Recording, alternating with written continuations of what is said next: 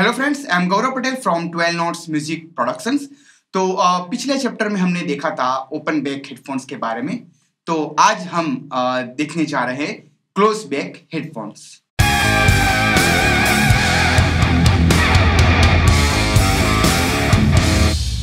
Close back headphones होते हैं वो अपने नाम के मुताबिक ही काम करते हैं। वो किसी बाहरी आवाज को अंदर नहीं आने देते या अंदरूनी आवाज को वो बाहर नहीं जाने देते। ओपन बैक हेडफोन्स हमने देखा था कि उसका जो साउंड है हेडफोन का वो बाहर जाता है। वो इसलिए वो ज़्यादा यहाँ पे वो नेचुरल साउंड करते हैं।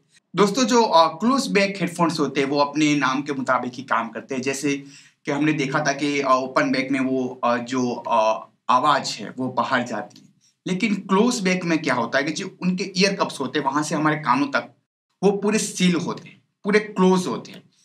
यहाँ पे वो हम जो भी आवाज सुनते हैं उसको वो बाहर नहीं जाने देते, इसलिए इसको बोलते हैं कि क्लोज बैक हेडफोन्स। और बाहर की कोई भी आवाज हमारे कानों तक नहीं पहुंच सकती। बिफोर 1937 जो ज्यादातर जो हेडफोन्स होते हैं ऐसे वो मिलिट्री या रेडियो ऑपरेटर यूज करते थे। तब बीवर डायनेमिक लेके आया था DT48 फोन्स वहां पे। लेकिन उसमें एक प्रॉब्लम थी कि वो सिर्फ मोनो ही प्ले कर सकता था, स्टीरियो प्ले नहीं कर सकता। आफ्टर दैट 1958 में पूरा चेंज हो गया। एक मॉडर्न क्लासिकल एक हेडफोन आया दुनिया में, अकॉस SP3, जो स्टीरियो प्ले कर सकता था। उसके बाद पूरी दुनिया बदल गई और मार्केट में कई तरह से क्लोज बैक हेडफोन्स है जो हमें देखने को मिले।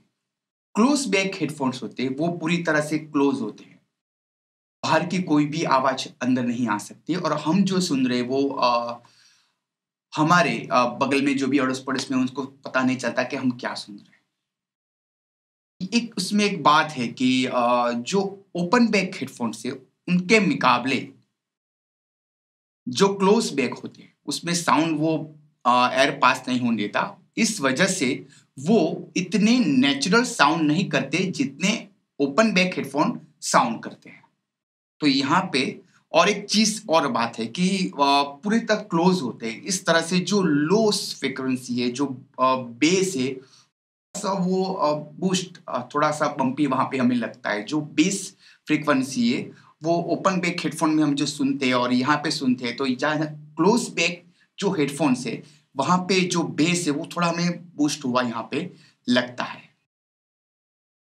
मतलब मैं कोई भी एक गाना लेता हूँ और मैं उसे सुनता हूँ ओपन बैक हेडफोन में और क्लोज बैक हेडफोन्स में। तो जो क्लोज बैक हेडफोन्स है उसमें ये जो बेस है, लोस है, वो मुझे थोड़ा सा ज़्यादा अच्छी तरह से सुनाई देते हैं। मतलब जो बेस लवर है वो यहाँ पे वो यूज़ कर सकते हैं ये हेडफोन्स।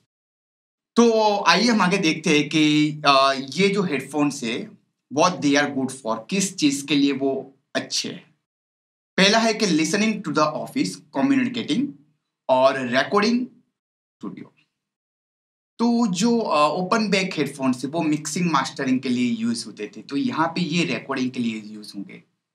यहाँ पे कोई भी आवाज लीकेज नहीं हो रही। मतलब मैं कभी माइक पे मैं गा रहा हूँ, कोई भी वोकल रिकॉर्ड कर रहा हूँ, इंस्ट्रूमेंट रिकॉर्ड कर रहा हूँ, तो मैं जो भी सुन रहा हूँ, ओके, तो वो आवाज बाहर नहीं लीक होती, वो सीधा माइक तक नहीं पहुंचती।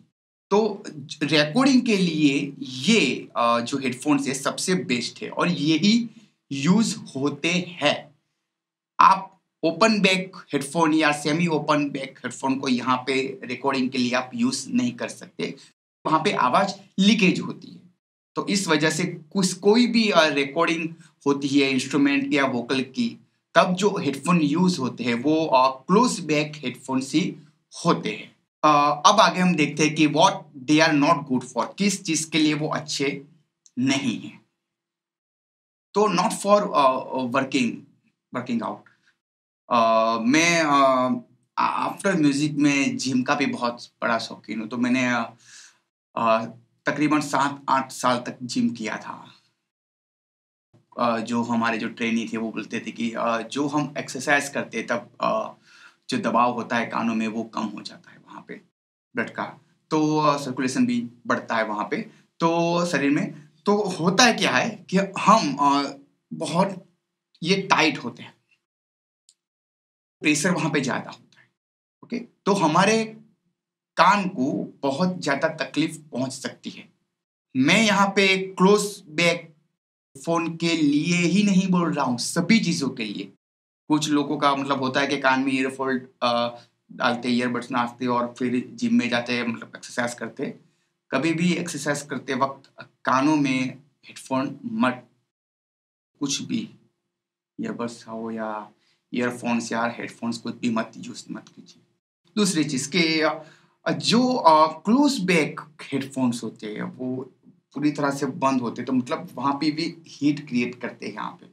तो ज़्यादा लंबे समय तक हम उसे पहने नहीं रख सकते। नहीं तो क्या होगा कि हमारे कानों में बहुत ही वहाँ पे दर्द होगा। आपने बॉलीवुड के काफ़ी जो फ़ेमस सभी जो साउंड इंजीनियर्स हैं वो सलाह देते हैं, जो वो कहते हैं कि ये एक ऐसा प्रोफ़ेशन है कि हमें लंबे समय तक म्यूज़िक के साथ काम करना है, तो हमें हेडफ़ोन जो उसका जो यूसेज है उसे हमें हमें घटाना होगा। पूरा दिन मतलब हम हेडफ़ोन पे नहीं रख सकते वहाँ पे, क्योंकि अभी बहुत सालों हमें उसके पीछे काम करना है, तो हमें हमारा ईयर्स का भी ख़्याल रखना है।